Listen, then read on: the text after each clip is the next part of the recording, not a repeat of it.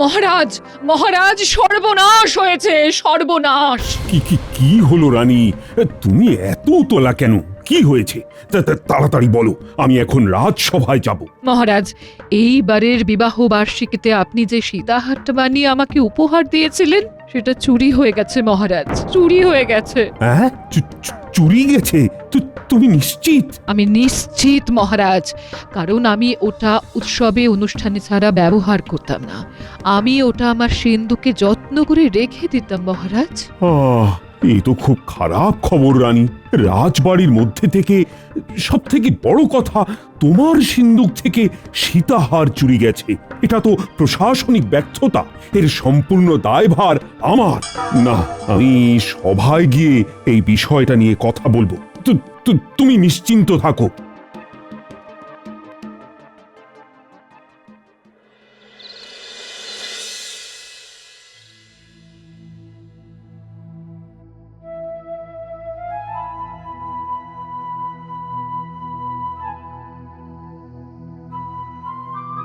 কি হলো মহারাজ, আপনার মুখটা থমথম করছে কেন? কোনো বিপদ আপদ ঘটেছে নাকি? হ্যাঁ, আর কি বলবো, কপাল আমার খুব খারাপ। রানীমার খুব প্রিয় একটা গহনা রানীমার সিন্দুক থেকে চুরি হয়ে গেছে। কি বলছেন মহারাজ? এ তো ভয়ঙ্কর কথা, রাজবাড়িতেই চুরি। সেনাপতি, কাল রাজসভা পাহারায় কে ছিল? আগে মনোহর প্রহরী ছিল মন্ত্রী মশাই। মহারাজ, আপনি একদম নিশ্চিন্তে থাকুন।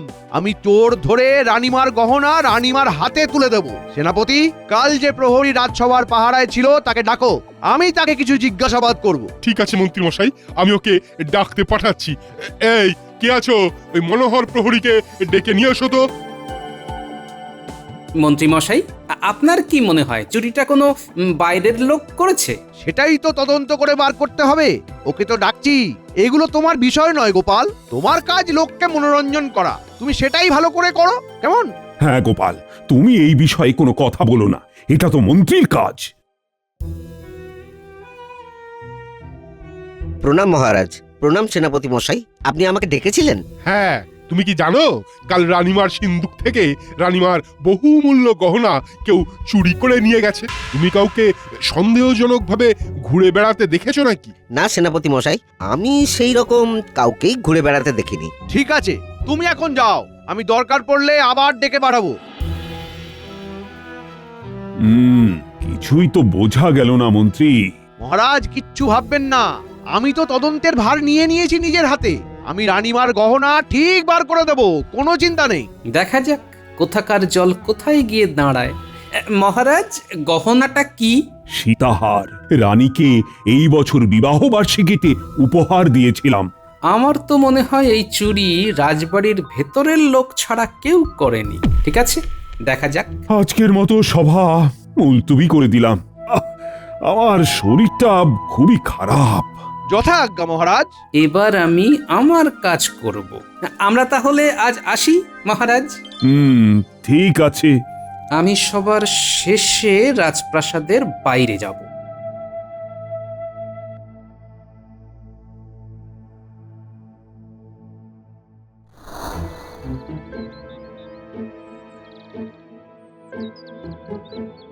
শোনো, রাজবাড়ির কোনো কর্মচারী যেন এখন বাড়ির বাইরে বের হতে না পারে। মহারাজের হুকুম, তোমাদের জানিয়ে গেলাম।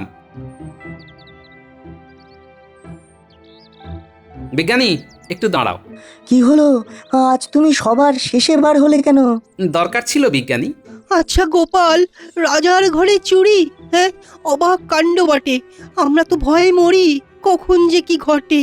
তোমার কোনো ভয় নেই সভাকবি, চোর কিন্তু রাজবাড়ির ভেতরেই ঘাপটি মেরে বসে। আমারও তাই মনে হয়। তুমি একদম সঠিক রাস্তায় যাচ্ছ। আমার কথা তো মহারাজ শুনবেন না, মন্ত্রী মশাই আমাকে বলতে দেবেন না। রানীমার সীতাহার চুরি গেছে সেই শুনে তো আমি হাত পা গুটিয়ে বসে থাকতে পারি না। তুমি কি করতে চাও গোপাল? তাহলে শোনো। বুঝলাম গোপাল, তুমি একদম ঠিক ভেবেছো। আর সভাকবি, এইটা কিন্তু তোমাকেই করতে হবে। আমি যদি এর প্রচার করি তবে কিন্তু সন্দেহ হবে। হ্যাঁ, আমি বুঝে গেছি। আমার একটাই ভয়, বুঝলে, রাজবাড়ির মধ্যে থেকে যেন চোর চলে না যায়। আমি রানীমার সাথে এই বিষয়ে কথা বলবো, বুঝলে। কখন কথা বলবে? তোমরা তোমাদের ঘরে যাবে আর আমি যাব রাজবাড়ি।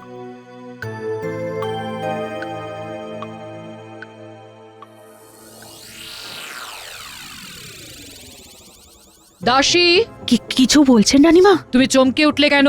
আজ সকাল থেকে যা ঘটনা ঘটছে তাতে সবার মনের ওপর খুব চাপ পড়ছে রানীমা। জানি দাসী, কিন্তু একটা কথা কি জানো, সোনা হারানো বা চুরি যাওয়া খুব খারাপ লক্ষণ। জানি না কি অমঙ্গল ডেকে আনছে জীবনে। তুমি যাও দাসী, আমাকে একটু একা থাকতে দাও, যাও। যথা আজ্ঞা রানীমা।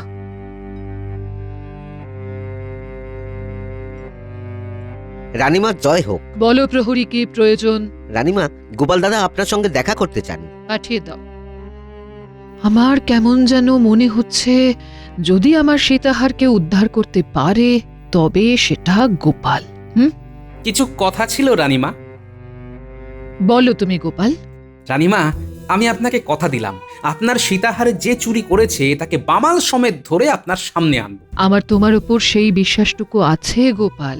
মহারাজ আমাকে এই তদন্ত থেকে সরে থাকতে বলেছেন, কিন্তু রানীমা, আপনার গহনা চুরি গেছে, এই ছেলে কিভাবে চুপ থাকবে বলুন তো? আমি অন্য পথ অবলম্বন করব। ঠিক আছে, তুমি তোমার মতো কাজ করো, আমি মহারাজকে কিছু জানাবো না। আমার একটা অনুরোধ আছে রানীমা। বলো। মহারাজকে বলে শুধু একটা কাজ করান, রাজবাড়িতে যারা থাকে তারা যেন কেউ বাইরে না বেরোতে পারে। কেন, তোমার কি ধারণা এই কাজ রাজবাড়ির ভেতরের কারুর?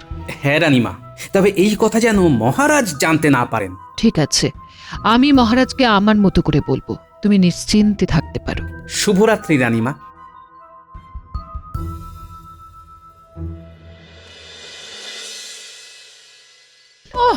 আজকে হলো, এখনো এলো না? এত দেরি তো করে না। কি গো, আজ এত দেরি হলো যে? উমা, বলি কাঁধে ঝোলা কেন? কি আছে ঝোলা? ঝোলায় আছে চোর ধরার যন্ত্র, একটা গুপি যন্ত্র। চোর? কে চোর? কি চুরি হয়েছে? কোথায় চুরি হয়েছে? বলছি সব বলবো। অনেক কথা আছে গিন্নি, হাত মুখটা ধুয়ে আসি, তারপর কর্তা গিন্নি বসবো আজকে রোমাঞ্চকর গল্প বলতে।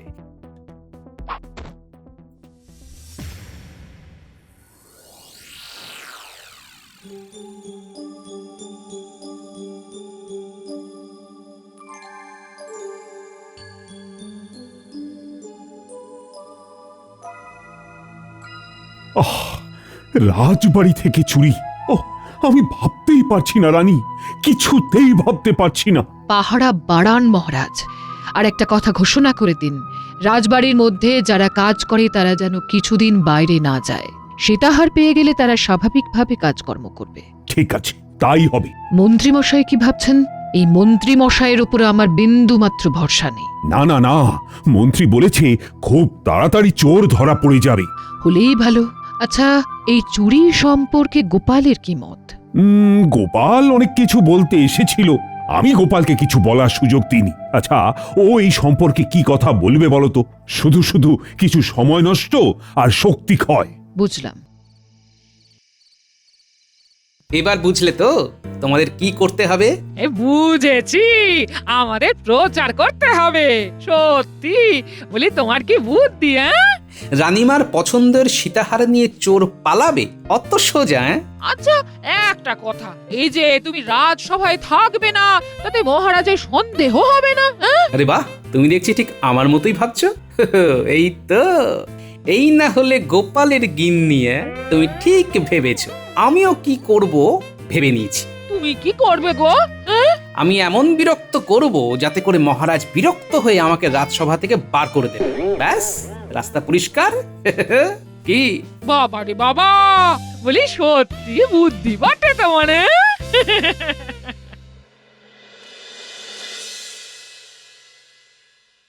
না, আমি কিন্তু রানীর কাছে মুখ দেখাতে পারছি না। ও মন্ত্রী, কিছু একটা করো। রানীমার প্রিয় হার রানীমার হাতে কবে আসবে আমরা প্রশাসনের কাছে জানতে চাই মহারাজ। তুমিও একজন রাজকর্মচারী গোপাল, এটা ভুলে যেও না। আমি রাজকর্মচারী, তবে খুব ছোটখাটো রাজকর্মচারী। আমি আপনার কাছে এই প্রশ্ন রাখছি কারণ মহারাজের বাড়ি যদি সুরক্ষিত না হয় তবে সাধারণ মানুষের কি হবে? গোপাল একদম সঠিক কথা বলেছে। এই রে, এরা প্রশ্ন করছে, ওদেরকে চুপ করাতে হবে, চুপ করাতে হবে।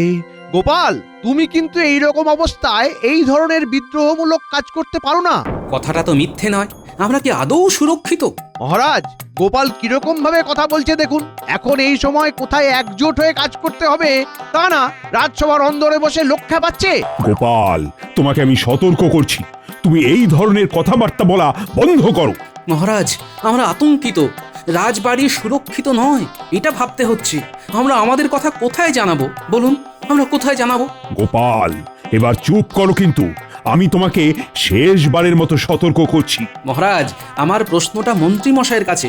মন্ত্রী মশাই তো তদন্ত করছেন রানীমার সীতাহার চুরির বিষয়টা। আমরা তদন্তের অগ্রগতিটা জানতে পারবো না? না, তদন্তের সুরক্ষার জন্য আমি তোমার মতো মানুষকে কিচ্ছু জানাবো না। গোপাল নিশ্চয়ই কিছু একটা ভেবেছে। না, তা বললে তো হবে না মন্ত্রী মশাই। আমরা রাজকর্মচারী, সে যেরকম কর্মচারী হই না কেন। গোপাল, তুমি আমার ধৈর্যের বাঁধ ভেঙে দিলে। আমি কিন্তু তোমাকে আজ চরম শাস্তি দেব। দিন না, আমি তো চাই আমাকে শাস্তি দেবেন, আমাকে বরখাস্ত করবেন। তবেই তো খেলাটা জমবে। চরম শাস্তি দেবেন মহারাজ? হ্যাঁ হ্যাঁ, তোমাকে চরম শাস্তি দেব। তোমাকে আমি চিরজীবনের মতো এই রাজসভা থেকে বহিষ্কার করলাম। কি মুশকিল, আমার অপরাধটা কি জানতে চাওয়া, প্রশ্ন করা? তাহলে কাল থেকে আমি সারা রাজ্যে সবাইকে বলে বেড়াবো যে এই রাজ্যে জানতে চাওয়া, প্রশ্ন করা অপরাধ। এই সুযোগে গোপালকে রাজ্য ছাড়া করতে হবে। মহারাজ, গোপাল রাজদ্রোহী। আমার মনে হয় গোপালকে এখনই এই রাজ্য থেকে বহিষ্কার করা উচিত। তুমি ঠিক বলেছ মন্ত্রী। গোপালকে এই মুহূর্তেই আমি এই কৃষ্ণনগর থেকে বিতাড়িত করলাম। বাহ, এটাই তো আমি চেয়েছিলাম। আমার পরিকল্পনা একদম সঠিক। তাহলে কাল থেকে গোপাল অন্য বেশে। ঠিক আছে, লঘু পাপে গুরুদণ্ড নিয়ে আমি চিরকালের মতো কৃষ্ণনগর ছাড়লাম। বিদায়।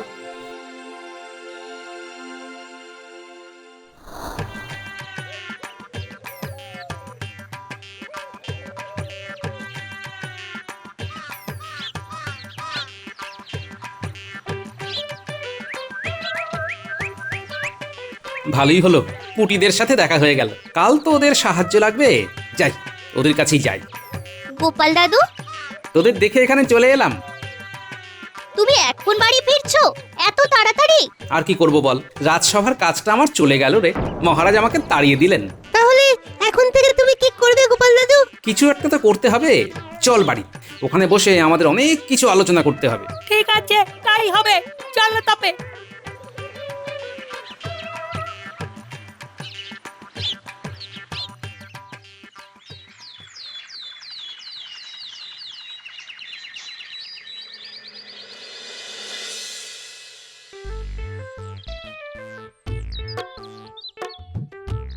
বাহ, হয়েছে বেশ ভালো। কাটবে আধার, আসবে আলো। গণৎকারের গণনা সারা হবে, আনন্দেতে মেতে উঠবো সবে। আমি এখন যাই মহারাজের কাছে, তাকে অনেক কথা বলার আছে।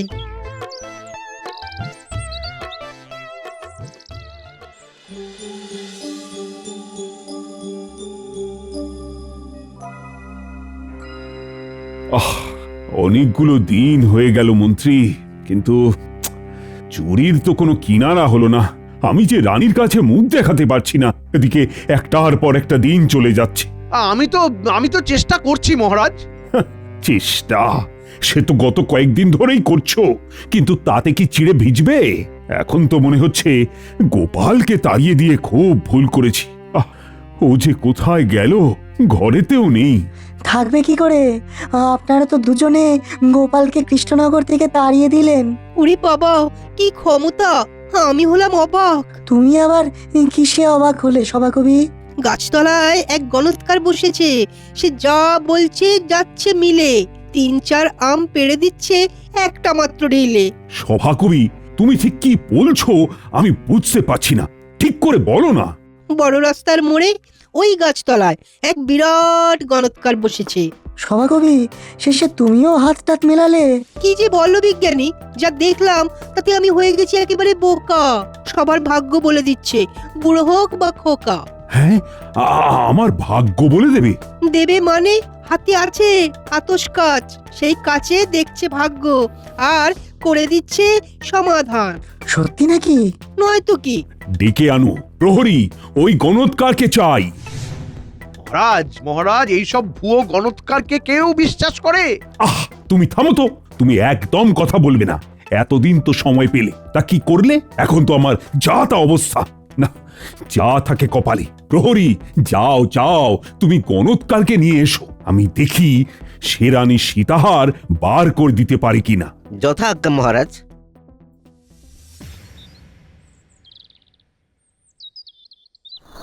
এই গণৎকার ছাড়া আমার আর কোনো উপায় নেই। আমারও বলছে মন প্রতিক্ষণ, গণৎকারের গণনাই হবে শুভ সমাপন। বলছো? বলছি। আমার এইসবে বিশ্বাস নেই। গুনে বলবে হার কোথায়।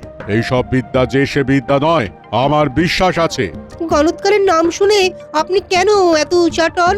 মন্ত্রী ভাবছে রানী সীতাহার খুঁজে দিয়ে নাম কিনে নেবে গণৎকার, আর মন্ত্রীর ভাগ্যে লবডঙ্কা। মহারাজ, মহারাজ গণৎকার আসছেন। আমাকে বললেন তুমি যাও, আমি আসছি। গোপালগিন্নিও ভাগ্য যাচাই করতে এসেছে। তারপর গোপাল সম্পর্কে কি বলল? গোপাল দাদা ফিরে আসবে ওই সীতাহার ফিরে পাবার পর। প্রণাম মহারাজ, বলুন আমি কি করতে পারি।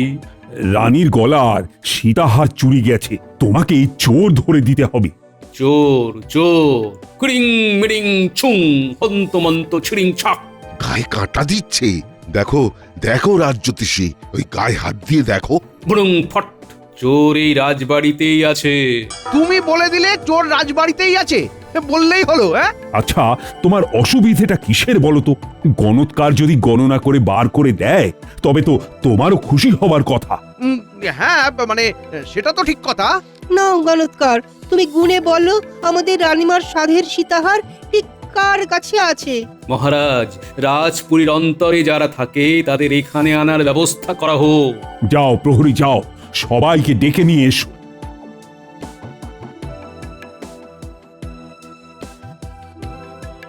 ওফ, কি অসাধারণ অভিজ্ঞতা! মন্ত্রী মশাই এত চিন্তিত কেন? ব্যাপারটাতে বেশ আষ্টে গন্ধ আছে মনে হচ্ছে।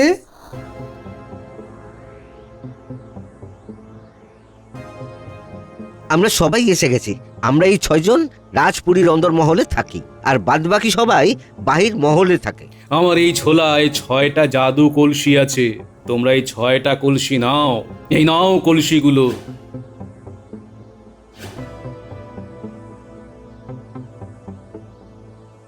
কলসিগুলো হলো জাদু কলসি।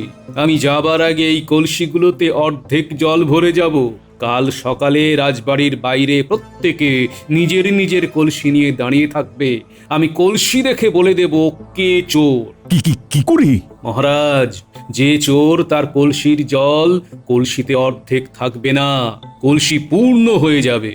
বাহ, এবার জমবে মজা। চোরের অবস্থা হবে ভাজা ভাজা। আর একটা কথা, মধ্যরাতের পর আর কলসিতে হাত দেওয়া যাবে না।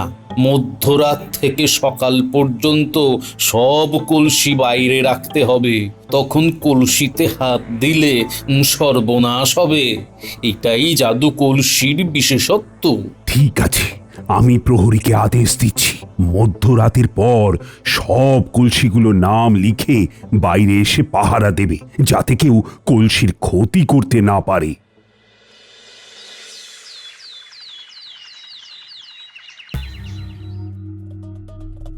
তোমরা সবাই তোমাদের কলসি নিয়ে এসেছো। এবার আমি দেখব কার কলসির জল পূর্ণ। দেখি তোমার কলসি। বাহ, অর্ধেক আছে। এবার মালি ভাই, দেখি তোমার কলসি।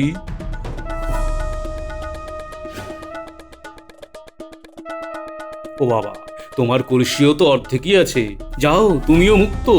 গণৎকার, এখানে যারা আছে তাদের প্রত্যেকের কলসি অর্ধেকই থাকবে, কারণ তারা বহু বছর ধরে আছে এবং তারা খুবই বিশ্বাসী। সে তো একটু পরেই আমাদের জানা হয়ে যাবে। আর কিছু মুহূর্ত পর জানতে পারবো। এবার দাসী, দেখি তোমার কলসিটা। মহারাজ, তাজ্জব, এই কলসির জল তো ফাঁকা। মানেটা কিছু বুঝতে পারছেন? দাসী, তুমি সারা রাত ঘুমোওনি। তোমার চোখের কোলে কালো রাত্রি জাগার দাগ স্পষ্ট। মানেটা কি হলো? মহারাজ, চোর এই দাসী। কি বলছো গণৎকার? ওর কলসির জল তো পূর্ণ হয়নি, তবে? রানীমা, আমি একটা মনস্তাত্ত্বিক পরীক্ষা করেছিলাম। এই কলসিগুলোর মধ্যে কোনো জাদু বা বৈদ্য কিছুই নেই। দাসী মনে মনে জানতো যে সে দোষী, তাই কলসি পাওয়া মাত্র অর্ধেক কলসিরই জল ফেলে দেয়। তার কারণ দাসী মনে মনে হিসাব করে নেয় যে এই জল ফেলে দিলে জল পূর্ণ হতে হতে সকাল হয়ে যাবে। অনেক হয়েছে তোমার গণনা, এবার তুমি যাও। না, তুমি যাবে না। আমি বিষয়টা বুঝতে চাইছি। সবার জল একই রইল, শুধু দাসীর কলসিতে জল ফাঁকা। এটাই তো খটকার বিষয়। দাসী, তুমি স্বীকার করো। রানীমা, আমার খুব অন্যায় হয়ে গেছে রানীমা। আমি দোষ করেছি। কি মন্ত্রীমশাই, এবার আপনার বিশ্বাস হলো তো? দাসী তোমাকে রানী এত ভালোবাসে, আর শেষে কিনা তুমি এই কাজ করলে? ছি ছি ছি, তোমাকে কিন্তু কঠিন শাস্তি দেওয়া হবে। মহারাজ আমাকে ক্ষমা করুন। আমি আমার জন্য সীতাহার চুরি করিনি। আমাকে চুরি করতে বাধ্য করেছিল একজন। কে? মন্ত্রী? তুমি? হ্যাঁ, মন্ত্রী মশাই আমাকে দিয়ে সীতাহার চুরি করিয়েছিলেন। তার জন্য আমাকে উনি 500 সোনার মোহর দিয়েছেন। মন্ত্রী, হঠাৎ তোমার রানীর সীতাহার চুরি করার কি প্রয়োজন পড়লো? গৃহশান্তি বজায় রাখতে গিয়ে আমাকে এই কাজ করতে হয়েছিল মহারাজ। আমার গিন্নি আমাকে সীতাহার করে পাগল করে দিচ্ছিল। রাগ করে বাপের বাড়ি চলে গেছে মহারাজ। ভালোই হয়েছে তোমার গিন্নি বাপের বাড়ি গেছে, আর তুমি এখন কারাগারে যাও। শুধু তোমার কথায় আমি গোপালকে ভুল বুঝে নির্বাসনে পাঠালাম। আবার নির্বাসন থেকে চলে এসেছে মহারাজ। হ্যাঁ, গোপাল তুমি? হ্যাঁ মহারাজ, এই মন্ত্রী মশাইয়ের কথায় তো আপনি আমাকে ভুল বুঝে নির্বাসন দিলেন। আমি কি চুপ করে থাকতে পারি? আমার মায়ের গলা থেকে চোর সীতাহার নিয়ে গেছে। প্রহরী, যাও, সীতাহার দাসীর ঘর থেকে নিয়ে আমার হাতে দাও। আমি রানীমার পায়ের কাছে সীতাহারটা রাখবো, আর রানীমার চরণ ছুঁয়ে আশীর্বাদ নেব। তুমি জয়ী হও গোপাল। আমার একটা অনুরোধ রানীমা, দাসীকে ক্ষমা করে দিন রানীমা। দিলাম করে ক্ষমা। আমার ভুল হয়েছে রানীমা, আর কোনোদিন হবে না। জয় গোপালের জয় জয়।